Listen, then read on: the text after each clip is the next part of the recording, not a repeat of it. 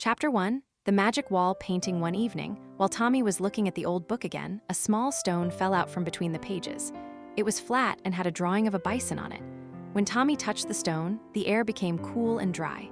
The smell of his room changed to the smell of wood smoke and fur. Suddenly, Tommy was standing at the mouth of a giant cave. Outside, the grass was tall and yellow, and the wind felt cold. Chapter 2, The Cave Family. Tommy looked inside the cave. He saw a family sitting around a small circle of light. They wore clothes made of thick, fuzzy animal fur. "Hello," Tommy said softly. A little boy about Tommy's age looked up. He didn't speak English, but he smiled and waved his hand. He showed Tommy his shoes. They were pieces of hide tied with dried grass. Tommy showed the boy his blue slippers. They both laughed.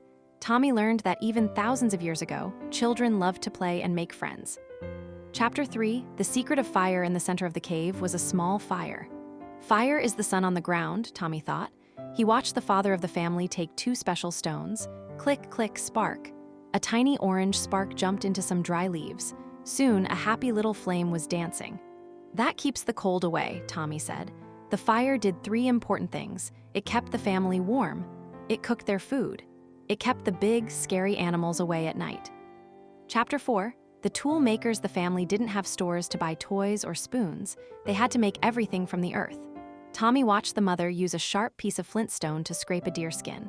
The stone was as sharp as a pair of scissors. The boy showed Tommy his pencil. It was a piece of burnt wood from the fire. He used the black charcoal to draw a picture of a mammoth on the cave wall. "You are a great artist," Tommy said. He realized that the first people were very, very smart. Chapter 5, The Woolly Giant. The mammoth. Tommy heard a deep, trumpeting sound from outside the cave. He peeked out and saw a mountain of brown fur. It was a woolly mammoth. It looked like the elephants Tommy saw at the zoo, but it had very long, shaggy hair and giant, curved tusks. "You are wearing a big winter coat," Tommy shouted. The mammoth was walking through the snow, looking for grass. It was a giant from the Ice Age. Tommy felt very small, but he felt safe inside the cave with his new friends. Chapter 6, The Berry Gathering. The sun came out, and it was time for the family to find food. Tommy followed the boy and his mother to a patch of bushes. Of bushes. They weren't looking for carrots or apples, they were looking for wild berries and nuts. Tommy helped them pick small, sweet blueberries. The whole world is your grocery store, Tommy thought. He learned that the first people knew every plant and every tree. They knew which berries were sweet and which ones were sour. They were the masters of the forest. Chapter 7, The Star Stories. As night fell, the family sat together at the mouth of the cave. They looked up at the same stars Tommy saw from his bedroom. The father pointed to the stars and told a story with his hands. He made the shape of a great bear and a brave hunter. Tommy didn't understand the words, but he understood the feeling. "We all love the stars," Tommy whispered. For the first people, the stars were a map and a clock.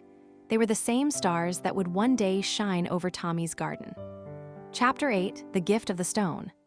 The little cave boy reached into a small pouch and gave Tommy a smooth, white pebble with a hole in the middle. It was a necklace. "Thank you, friend," Tommy said. He put the necklace around his neck. Suddenly, the cave began to glow with a soft, golden light. The smell of wood smoke faded, and the sound of the mammoth's trumpet became the sound of a distant car horn. Chapter 9, The First Explorer.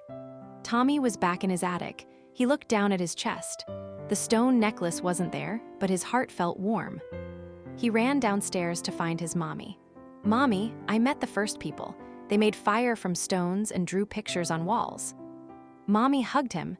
"They were the first explorers, Tommy, just like you." Tommy went to his room and took out his own crayons.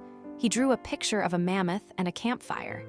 He realized that even though the cave people lived a long, long time ago, they were his grandparents. He was proud to be part of the human family.